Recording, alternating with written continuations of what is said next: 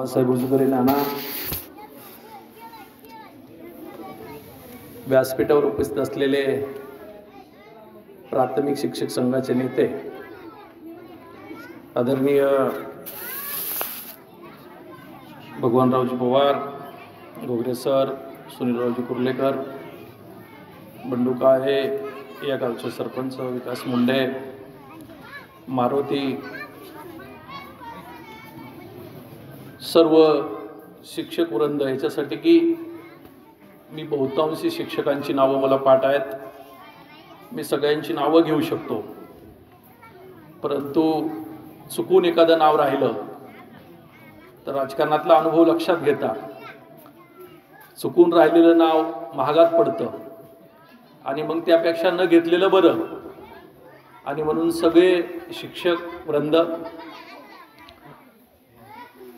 सैलानी सरांनी सांगितलं की भाग्यवान आहे त्यांचं कुटुंब की कुर्ले सरासारखा माणूस त्यांच्या कुटुंबियांना भेटला. सर 25 वर्षापूर्वी बघितलं असतं म्हणजे कळलं असतं किती भाग्यवान आहेत ते.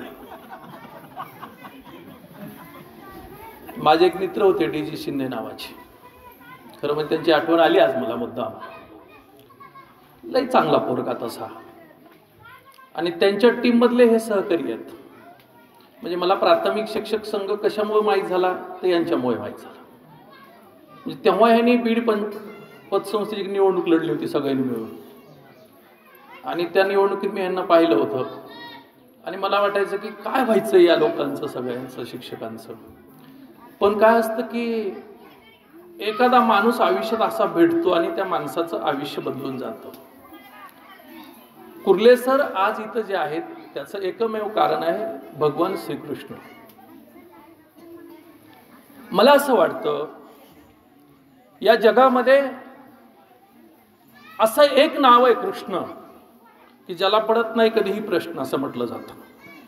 हा एकमेव माणूस आहे की ज्याच्यामध्ये डोलारा उभा करण्याची क्षमता आहे आणि तो डोलारा संपवण्याची सुद्धा क्षमता आहे. सर्जन आणि विसर्जन हे कसं करावं हे जर कुणाकडून शिकायचं असेल तर भगवान कृष्ण वाचले पाहिजेत. आणि योगायोगाने सगळ्या गोष्टी अनुभवल्यानंतर त्यांना कुणीतरी सल्ला दिला की रिटायर झाल्यावर आता तुम्ही हे फिरा ते फिरा. त्यांनी काही ठेवलं नाही फिरायचं. रिटायर झाल्यानंतर जे फिरायचं असतं ते मनसोक्त करून घेतलं त्यांनी. आता त्यांनी खरं म्हणजे, माझा एक मेहुणा इथे, त्याला काय मला कळलं नाही की त्याला काय वाटलं ते डॉक्टर झालेत म्हणून. शिक्षकांनी प्रामाणिकपणे त्यांनी त्यांचाच व्यवसाय करावा, शिक्षकी पेशाच करावा, त्याच्या पलीकडे जाऊन त्यांनी काही करू नये या मताचा मी आहे. या जगामध्ये सर्वात परमपूज्य माणूस जर कुणी असेल तर त्याचं नाव शिक्षक आहे.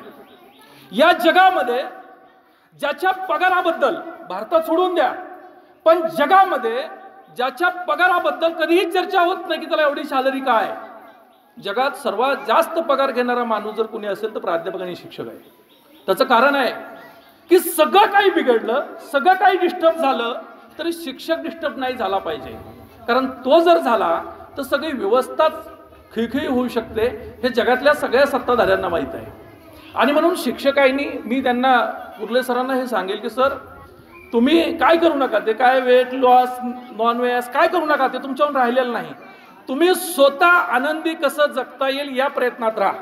आता लई लोकांना तुमचं वेट कमी करा आणि त्याच्यासाठी आम्हाला पैसे द्या आणि 15,000 रुपयाचं औषध खरेदी करा, असले काही उद्योग करू नका.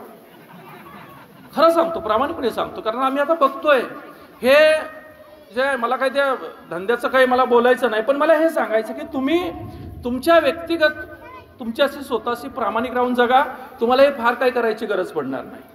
कारण जसं म्हटलं गेलं, चिखलबेट आणि कोटरबनला आमचे मित्र शिवाजींनी म्हटलं की असं आहे, तुम्हाला माहीत नसेल म्हणून फक्त संदर्भ सांगतो. चिखलबेडीसारखं आणि कोटरबनसारखं डेंजर गाव आहे असा उल्लेख झाला. तुम्ही विचार करा, या डेंजर गावात हे गाव डेंजर आहे असं म्हणण्याची तुमची हिंमत होती, याचा अर्थ तुम्ही किती डेंजर आहेत. विचार करा ना, या गावात येऊन काय आहे. आणि तुम्हाला माहित नसेल कालचा सीएम म्हणजे परवाचा आणि आजचा सीएम या दोन्हीही सीएमओ ऑफिसची सुरक्षा पाहणारी जी दोन प्रमुख पोरं आहेत ती या गावची आहेत. तुम्हाला माहीत नसेल, या गावची दोन्ही पोरं आज, कालही तीच होती, आजही तीच आहे. याच्या पुढे एक संदर्भ सांगतो तुम्हाला या गावचा. आदरणीय लोकनेते गोपीनाथरावजी मुंडे साहेब यांचा 1979ला जिल्हा परिषदेच्या निवडणुकीत उपाध्यक्षपदात ज्यांनी पराभव केला तो भूमिपुत्र सुद्धा याच गावचा आहे, नामदेव साठे. 12 वर्ष ते उपाध्यक्ष जिल्हा परिषदेचे. अत्यंत उंचीची, अत्यंत हुशार, अत्यंत प्रामाणिक, अत्यंत कष्ट करणारी पोरं जन्माला घालणारं गाव म्हणजे चिखलबीड. आणि हेच कोटरवनच्या बाबतीत लागू आहे. शिवाजी, आपल्याकडे माहिती आहे की आपल्या भागात जन्मलेलं प्रत्येक मूल तिथे आणून सटवाईच्या पायावर घालावं लागतं. त्याच्यामुळे तिथली सगळी गुण त्याच्या त्या शेंडीच्या मार्गे त्याच्या डोक्यात असतात. त्याच्यामुळे कोटरवनच आहे असं काही नाही, तो गुण सगळ्यातच असतो. आणि म्हणून असं काही नसतं, फक्त आपण समजून घेण्याचा काही भाग आहे. आणि म्हणून कुर्ले सरांचं खरं म्हणजे कौतुक करूया आपण. त्यांनी ज्ञानदान केलं, त्यांनी आज रक्तदान केलं. कदाचित कार्यक्रम संपल्यावर ते अन्नदान करण्याची शक्यता आहे. म्हणजे ज्ञानात मला वाटतं की ते कुठं कमी पडणार नाहीत कुठल्याही दानामध्ये, असं एकंदरीत त्यांचं सगळं व्यक्तिमत्व आहे. इस्कॉन जगामध्ये गेलेला हा एक असा प्रकल्प आहे. भगवान श्रीकृष्ण त्या त्या देशाच्या मातृभाषेत कसा सांगायचा हे इस्कॉननी स्वीकारलं. आणि महाराष्ट्रामध्ये काही ठराविक सेंटर्स त्याची आहेत. ती काही प्रत्येक जिल्ह्यात ही सेंटर्स नाहीत, ती काही जिल्ह्यात आहेत. बीड त्यातला भाग्यवान जिल्हा आहे की बीडमध्ये इस्कॉनचं सेंटर आहे.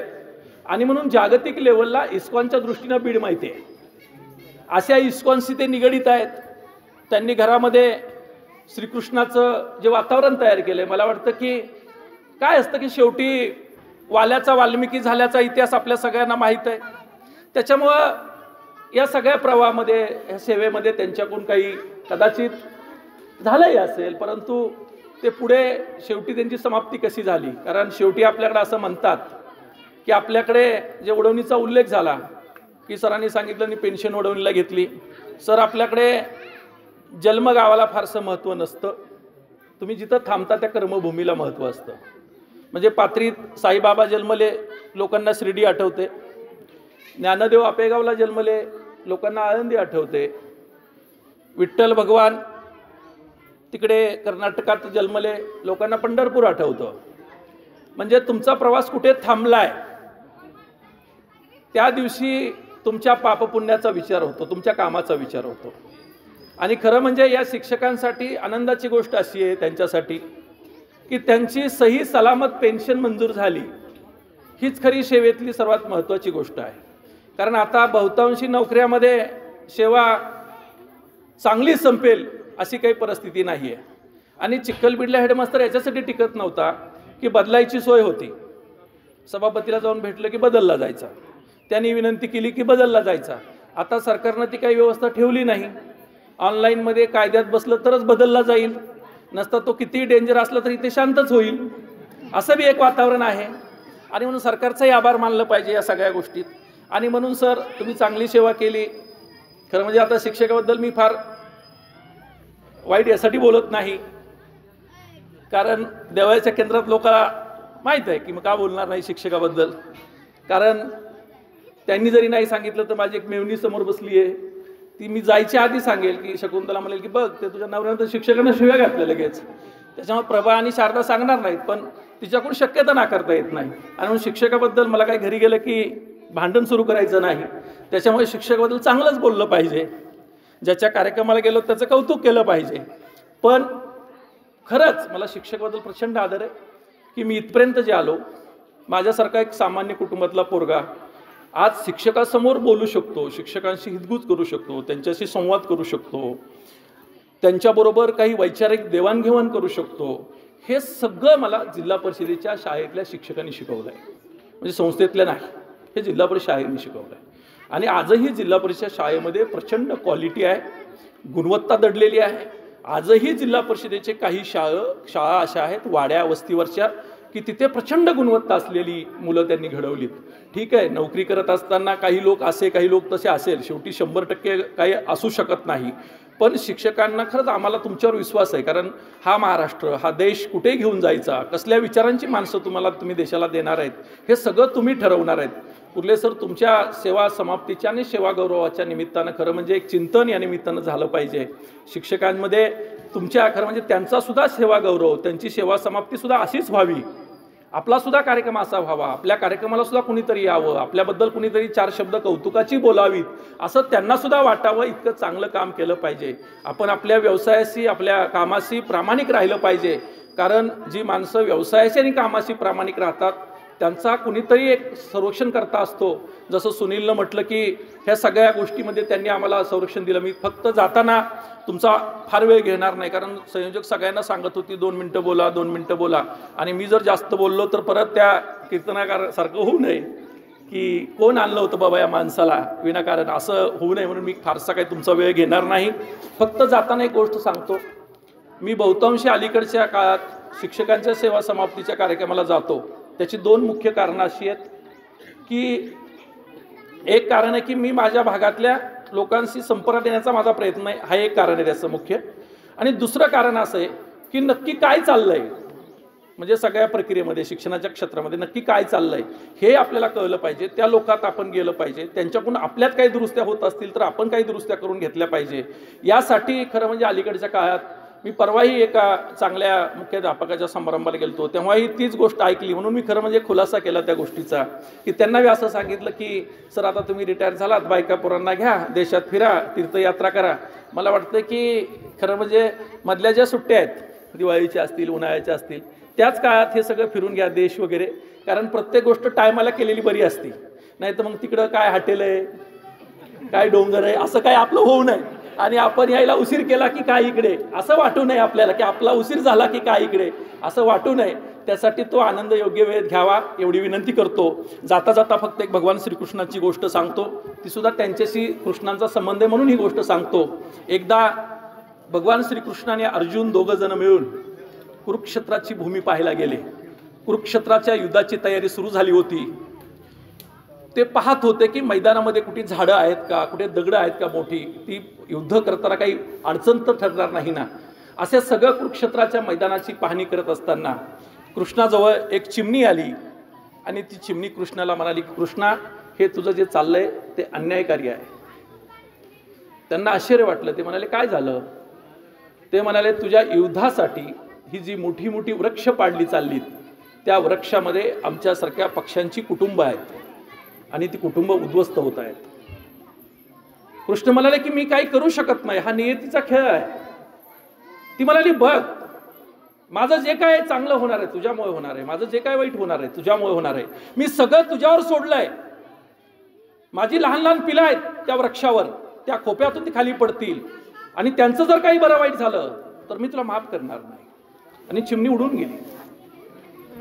कृष्ण अस्वस्थ झाले.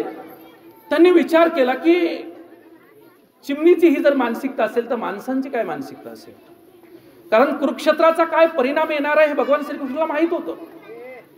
आणि मग त्यांनी अर्जुनाच्या खांद्यावरचा एक बाण घेतला आणि तो जोडला. अर्जुन म्हणाले की देवा हे काय करताय तुम्ही, तुम्ही तर शपथ घेतली आहे की तुम्ही शस्त्र धरणार नाही हाती कुरुक्षेत्रावर. त्यांनी अर्जुनाच्या बोलण्याकडे दुर्लक्ष केलं, बाण लावला धनुष्याला आणि तो सोडला. समोर उभ्या असलेल्या एका हत्तीच्या गळ्याला जाऊन तो लागला आणि त्या गळ्यामधली एक मोठी घंटा त्या हत्तीच्या गळ्यातून खडकन खाली पडली. आणि कृष्णाने तो बाण धनुष्य अर्जुनाला परत दिला आणि ते निघून गेले.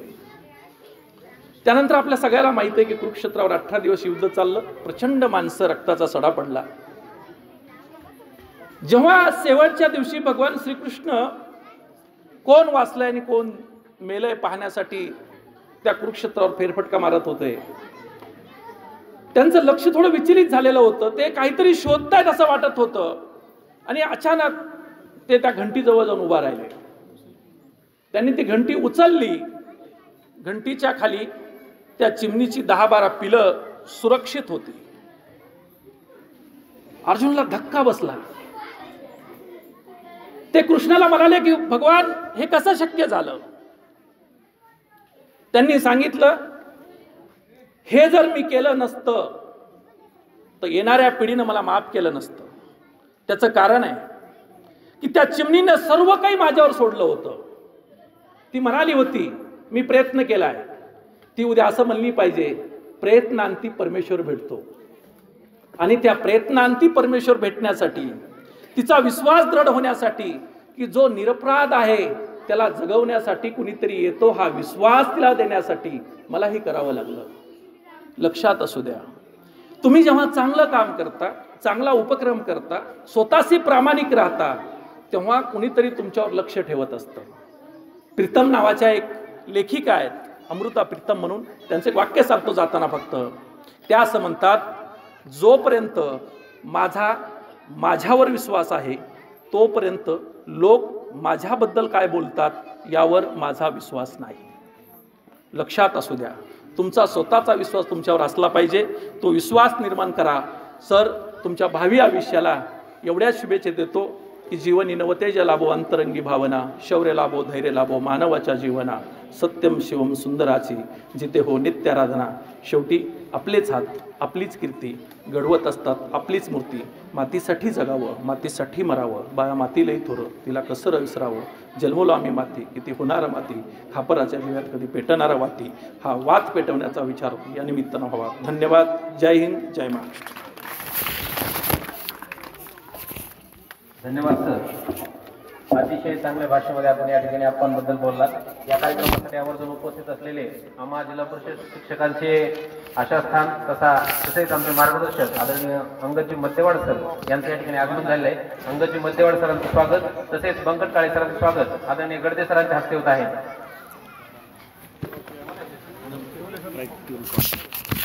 तत्पूर्वी रामदास साहेबांना विनंती आहे, अगदी 2 मिनिटांमध्ये त्यांनी या ठिकाणी मनोगत व्यक्त करायचे.